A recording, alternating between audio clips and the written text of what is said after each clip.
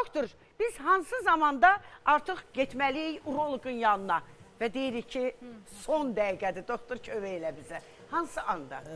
Mətanət xanım, əslində uroloq deyəndə insanlar düşünür ki, uroloq ancaq kişilərə lazımdır. Ancaq urologiya elə bir sahədir ki, yəni böyrək, sidik hissəsinin diaqnostika və müalicəsi ilə məşğul olan həkimlər və andrologiya bizdə bölməsi var. Andrologiya isə sırf yəni kişi cinsi problemlərlə əlaqədar olan bir sahədir. Nəyə görə bunu dedim, anlatma verdim. Çünki bəzən insanlar uroloq deyəndə düşünürlər ki, mənə uroloq lazım deyil, uroloq kişilərə lazımdır. Xanımlar belə düşünür. Sizin sualınıza cavab olaraq deyim ki, yaxşı olar ki, ildə bir dəfə yəni müayinə olunsun. Yəni bəzən elə xəstəliklər var ki, doğrudan da yəni gizli gedir.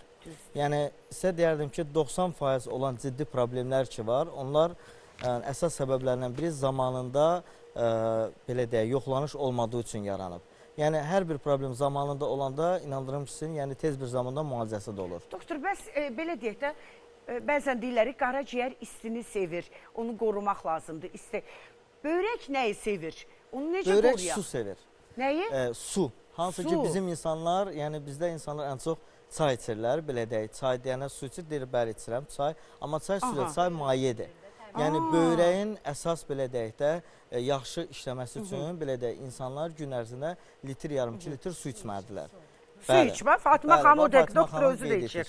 Biz bir də bir şey deyim də, bəzən elə olur ki, məsələn bizim əməkdaşlar, qızlarımız su içirlər, su içir. Deyirəm, ürəyin istəyir, yox, məcbur eləyirəm özümü. Biz məcburuq mu özümüzə bu 2 litr, 3 litr su? Suyu da içmək məncə onun saati var da, yəni axşam saat 6-dan sonra. Yoxsa necədir doktor, onu bir dənə bir anladım bizə. Yaxşı olar ki, birincisi, səhər durana ac qarnına bir stəkan su içilməlidir. O mütləqdir. Bax, o su necə olmalı? Biri deyir ilıq olsun, biri deyir isti olsun, biri deyir limon. İlıq olmalı, ev temperaturunda olmalıdır. Bəli, ev temperaturunda olmalıdır. Yəni limonsuz da olar. Limonsuz da onun xanımlar çəki atmaq üçün belə şeylərə görə içirlər, amma yəni adi qaydada içilməlidir. Təmiz yəni su içilməlidir. Günə litr yarım 2 litr. Qaldı ki, isti liboy bir problemlər, belə deyək, patologiyalar, əlbəttə ki, böyrək olsun, sidik hissəsi olsun. Qadınlarda məsələn ən çox rast gələn sistit deyilən bir xəstəlik var. Hər qadın demək olar ki, həyatında bu xəstəliyi yaşayıb.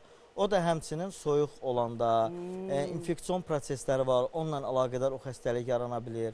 Ona görə mütləqdir ki, qadınlar da yoxlansın. Çünki sistit uzun müddət olanda sonra xroniki hala çevrilir və ondan sonra böyrəklərdə də ciddi problemlər yarada bilir. Danışacaq doktor, çünki ən belə deyək də hamının narahat edən, uşaqdan böyüyə qədər ən hamıya toxunan bir urologiyadır. Amma burada bizim doktorumuz, Tural doktorumuz həm uroloqdur, həm androloqdur. Diqqətlə izləyin bizi, çünki bilirsiniz ki, gənc ailələrdə bu dəqiqə o qədər problemlər var. Kişi qadın üstünə atır ki, uşaq sən niyə olmur? Qadın o deyir, sizin nəsildəndir, o deyir, yox, sizin nəsildəndir. Ailəm qırılır, nəsil və nəsil qırılıb tökülürlər hamısı. Yəni, dava dalaş düşün. Məsələn, xanım, üzr istəyirəm. Həqiqətən elə bir vacib bir mövzuya toxundunuz ki, bugünkü gün sizə dərdim ki, boşanmaların belə 40%-i yəni onunla əlaqədardır və böyüklər, yenə də üzr istəyirəm efir vasitəsiz böyüklərdən, müdaxilələr eləyirlər. Ayrıca bizə yoxlanmaya gəlirlər. Yəni oğlanla qız üzr istəyirəm qalıb qıraqda valideynlər başlayıb söhbət eləməyə. Mənim gəlinimləndir, o deyir yox, mənim oğlumun problemləndir. Mənim oğlum sağlam idi. Danışacaq doktor bu barədə.